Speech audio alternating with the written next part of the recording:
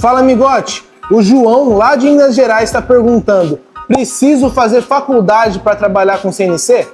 Ô, João, não necessariamente. Faculdade vai ser um aperfeiçoamento, um complemento para quem já é da área. Indispensável cursos de operação e programação de máquina para trabalhar em CNC. E onde ele pode fazer esses cursos?